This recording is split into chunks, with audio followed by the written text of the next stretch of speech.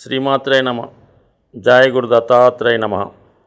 ఈ వీడియోలో మనం సకల జనుల మీద అంటే ఇంచుమించుగా దేశ రాజకీయాలు అవ్వచ్చు, ఆర్థిక వ్యవస్థ అవ్వచ్చు, ప్రతి వ్యక్తి పైన ఏ గ్రహ ప్రభావం ఉన్నా లేకపోయినా రాహుగ్రహ ప్రభావం ప్రత్యక్షంగానూ పరోక్షంగానూ ప్రతి ఒక్కరి మీద ఉండడం జరుగుతూ ఉంటుంది.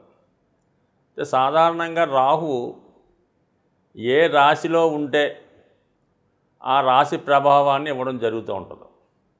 అలాగే ఏ గ్రహంతో కలిసి ఉంటే ఆ గ్రహం యొక్క ఫలితాలు ఇవ్వడం జరుగుతూ ఉంటుంది. అలాగే ఏ గ్రహంతో చూడబడుతున్నా ఫైనల్గా ఒక రాశిలో ఉన్నప్పుడు ఏ నక్షత్రం మీద సంచరిస్తుంటే ఆ నక్షత్ర ప్రభావాన్ని జాతకుడికి వారి వారి కర్మలను బట్టి రాశులను బట్టి రాహుగ్రహం ఇవ్వడం జరుగుతుంది. అంటే కర్మని కంట్రోల్ చేసే ప్లానెట్గా రాహుగ్రహాన్ని చెప్పడం జరుగుతూ ఉంటుంది. రాహుకి ఒక విధంగా ఒక ఉన్న భావాన్ని కానీ తను కలిసి ఉన్నటువంటి గ్రహం యొక్క ఫలితాన్ని బాగా ఎక్స్పాండ్ చేసి చెప్పడం జరుగుతూ ఉంటుంది. అంటే బాగా ఎక్కువ చేస్తూ ఉంటుంది అన్నమాట. దాన్ని ఇంప్లిమెంట్ చేస్తూ తన యొక్క సహజమైనటువంటి గుణాలని దాన్ని కలిపి జాతకుడికి అందివ్వడం జరుగుతూ ఉంటుంది. ఉదాహరణకి రాహు గురువుతో కలిసి ఉన్నప్పుడు జన్మజాతకంలో గురుచండాల యోగం అని అంటారు. అంటే ఏమిటి? గురువు మంచి లక్షణాలు కలిగి ఉన్నటువంటి ఒక మంచి గ్రహం. రాహుతో కలియడం వల్ల ఏమవుతుందంటే గురువు యొక్క లక్షణాలని రాహుతో కలిసి చెప్పడం వల్ల అది వ్యతిరేక భావాలు అంటే చట్టాన్ని వ్యతిరేకించడం, మన దైవాల్ని దూషించడం, పెద్దల్ని అగౌరవపరచడం, చదువు యందు శ్రద్ధ లేకుండా మిగతా యాక్టివిటీస్లో పాల్గొనడం, ఈ విధంగా సంఘ విద్రోహ శక్తులు అనొచ్చు, స్మగ్లింగ్ అనొచ్చు, రకరకాల యావిగేషన్స్ గురువు రాహుతో కలియడం వల్ల ఈ గురుచండాల యోగం ఏర్పడుతుంటుంది. అదే రాహు చంద్రుడితో కలిసి ఉన్నప్పుడు జాతకుడికి విపరీతమైనటువంటి ఆశ కలిగి ఎక్కువ కోరికలు కలిగి అవి తీరకపోవడం వల్ల అనేక రకాల సమస్యలతో మానసిక సమస్యలతో బాధపడుతూ ఉంటాడు. అదే మరి రవితో కలిసి ఉండడం వల్ల ఒక సర్పదోషం అనే దోషం ఏర్పడడం వల్ల సంతానం విషయంలో కానీ జాతకుడి అభివృద్ధిలో కానీ ఇలా రకరకాలుగా అంటే రాహు మాత్రం ఖచ్చితంగా ఏదో ఒక ఫలితాన్ని ఏదో ఒక రూపంలో జాతకుడికి ఇవ్వడం జరుగుతూ ఉంటుంది. అయితే శనితో కలిసి ఉన్నప్పుడు మాత్రం ఏం చేస్తాడంటే జాతకుడు వృత్తిలో అంటే శని వృత్తికారకుడు అవ్వడం వల్ల అటువంటి రాహు శనితో కలిసి ఉన్న పుట్టినప్పుడు శని యొక్క నక్షత్రంలో ఉన్న ప్రస్తుతం మరి ఈ రాహు భగవానుడు శని యొక్క నక్షత్రం మీదకి మారడం జరిగింది. ఉత్తరాభాద్ర నక్షత్రం మీదకి రావడం వల్ల శనికి సంబంధించినటువంటి వృత్తి ఖచ్చితంగా అది బాగా ఎక్స్పాండ్ అయ్యే అవకాశం ఉంది. రాహువు శని కలిసి ఉన్నప్పుడు జాతకంలో ఉన్న వాళ్ళకి ఇప్పుడు ఈ గోచారీత్యా రాహువు శని కలబోతున్నారు కాబట్టి వాళ్ళకి పాజిటివ్ ఫలితాలు రావడం జరుగుతూ ఉంటుంది. ఎక్కువగా శని రాహుల కలయిక అన్నది సాఫ్ట్వేర్ రంగం, మొత్తం సాఫ్ట్వేర్ రంగం అంతా కూడా రాహుతో ముడిపడి ఉంటుంది. ఎవరి ఖచ్చితంగా చెప్పచ్చు, రాహు మీ జాతకంలో శనితో రాహు కలిసి ఉంటే వీడు ఖచ్చితంగా సాఫ్ట్వేర్ రంగంలోకి వెళ్తాడు. దాని తర్వాత మళ్ళీ సినిమా రంగం, మీడియా, సినిమా రంగంలో ఎక్కువ ఉన్న వాళ్ళకి రాహుతో శని కలిసి ఉంటే వాళ్ళు సినిమా రంగంలో బాగా రాణించగలుగుతారు.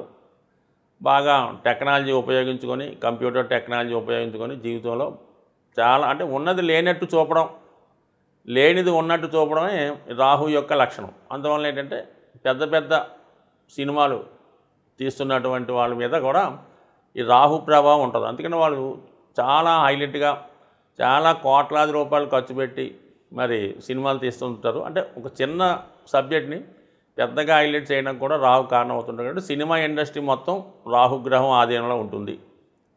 సాఫ్ట్వేర్ రంగం మొత్తం ఆధీనంలో ఉంటుంది. అలాగే ముఖ్యంగా ఇండస్ట్రీస్ రంగంలో రైల్వేస్ అంటే రాహు ఒక సర్పానికి సంబంధించినటువంటి గ్రహం కాబట్టి మీరు ఒకసారి ట్రైన్ అబ్జర్వ్ చేస్తుంటే మనకు పైనుంచి చూసినా ట్రైన్ వెళ్తున్నప్పుడు బ్యాక్ నుండి చూసినా ఒక పెద్ద సర్పం మెలికలు తిరుగుతూ వెళ్ళినట్టు అనిపిస్తూ ఉంటుంది. అందువల్ల రైల్వే ఇండస్ట్రీ అంతటి కూడా రాహు కారణం అవుతుంటాడు. మరి ఇప్పుడు ఈ రాహు మనకి ఉత్తరాభాద్ర నక్షత్రం మీదకి రావడం, అలాగే రాహు వెనక విధంగా సంచరిస్తూ శని భగవాన్ని కలబోతున్నాడు. శని భగవాన్ కూడా నెమ్మదిగా రాహుని కలబోతున్నాడు. ఆ కారణం వల్ల ముఖ్యంగా మనకి అతి తొందరలో సినిమా పరిశ్రమ, అలాగే సాఫ్ట్వేర్ రంగం, రైల్వే సంబంధించింది చాలా విప్లవాత్మకమైనటువంటి మార్పులు రావడం జరుగుతాయి. ఇప్పుడు వస్తున్నటువంటి ఈ వందే భారత్ ఎక్స్ప్రెస్ రైలు కూడా ఈ రాహు శని త్వరలో కలగబోతున్నటువంటి విశేషం వల్ల ఈ రైల్వేస్ కూడా ఇంచుమించుగా ప్రతి రైల్వే స్టేషన్ బాగా ఇంప్రూవ్మెంట్ అవ్వడం, చాలా డీసెంట్ అయినటువంటి రైలు రావడం, ఇవన్నీ కూడా ఆ ఇండస్ట్రీకి కూడా ఇది కారణమవుతుంది.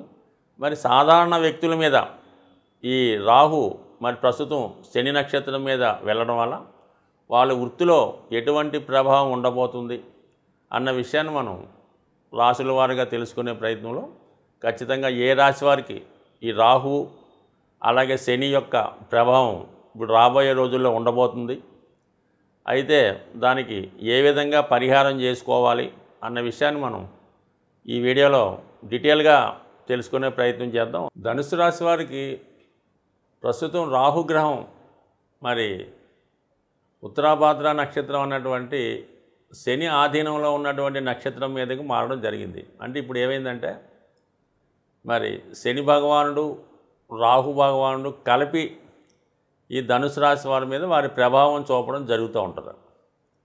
అయితే ఇక్కడ ఏమైందంటే చతుర్థ భావం అన్నది ఈ రెండు పాపగ్రహాల సంయోగం వల్ల మరి ప్రస్తుతం మనం ఏదైనా ఒక స్థిరాస్తికి సంబంధించింది కానీ ఒక వాల్యుబుల్ అసెట్ లాంటిది కోల్పోయే అవకాశం ఉన్నది.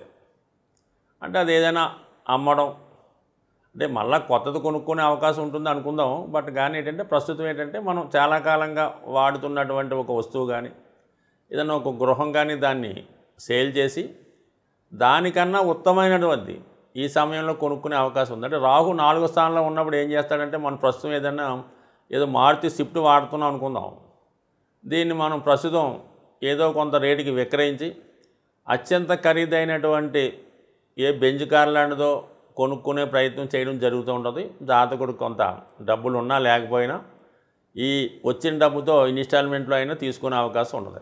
అలాగే గృహం కూడా ప్రస్తుతం ఏదో డబుల్ బెడ్రూమ్ అపార్ట్మెంట్లో ఉంటే ఒక ఇండివిజువల్ బిల్డింగ్లోకి మరి అది అద్దెకైనా మారచ్చు, కొనుక్కోనైనా మారచ్చు. అంటే మొత్తం మీద తన స్టేటస్ని పెంచుకునే ప్రయత్నం చేస్తాడు. ఆ ప్రయత్నంలో ఉన్న ప్లేస్ నుంచి కూడా మారే అవకాశం ఉన్నది.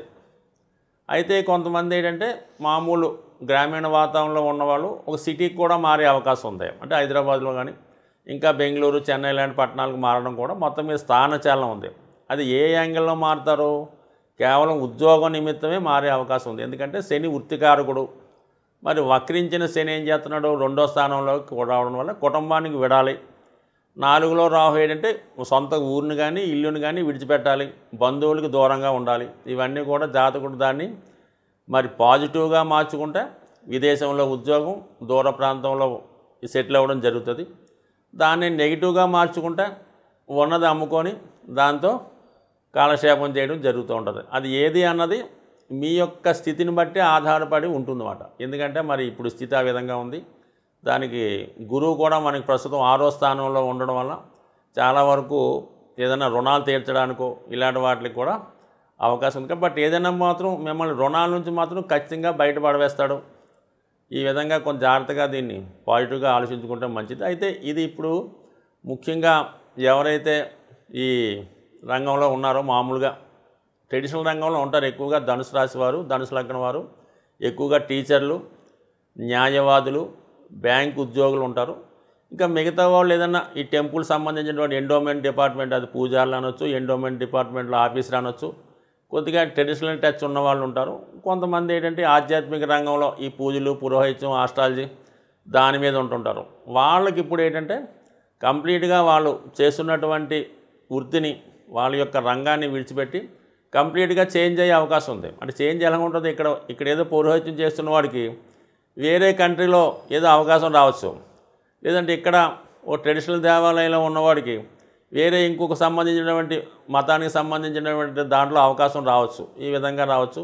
అప్పటిదాకా ఏదో ఈ టిఫిన్ సెంటర్ లాంటి నడుస్తున్నవాడు సడన్గా ఈ చికెన్ సెంటరు, ఈ గొర్రెల పెంపకం లాంటిదో దాంట్లోకి వెళ్ళి ఆ జీవహింస సంబంధించినలాగా వెళ్ళొచ్చు. ఈ విధంగా ఈ రాహు శని మిమ్మల్ని ఇటువంటి నాన్ ట్రెడిషనల్ వృత్తుల్లో కూడా మారే అవకాశం ఉంటుంది. అయితే ధనుసు రాశి వారికి అది నష్టం, ఇబ్బంది కలిగించిన తప్పనిసరి పరిస్థితుల్లో కొన్ని సందర్భాల్లో మాకు తెలిసిన విధంగా ఈ ధనుసు లగ్నం, ధనుసు రాశిలో ఉన్నటువంటి ఒక మంచి ఉత్తమమైనటువంటి కుటుంబానికి చెందినటువంటి ఒక వ్యక్తి అతనికి ఏదో కారణాల వల్ల ఒక బార్ అండ్ రెస్టారెంట్లో పనిచేయవలసి వచ్చింది. సో ఇదేంటంటే రాహు ప్రభావం ఉంటుందన్నమాట. ఇందువల్ల ఏంటంటే మనకి ఈ విధంగా కొన్నాళ్ళు చేయవలసి ఉంటుంది. అది జాతకుడు గత జన్మ కర్మని ఈ విధంగా పూర్తి చేసుకోవడం జరుగుతూ ఉంటుంది. సో ఏదైనా రాహు మంచి చేయగలడో చెడు చేయగలడు.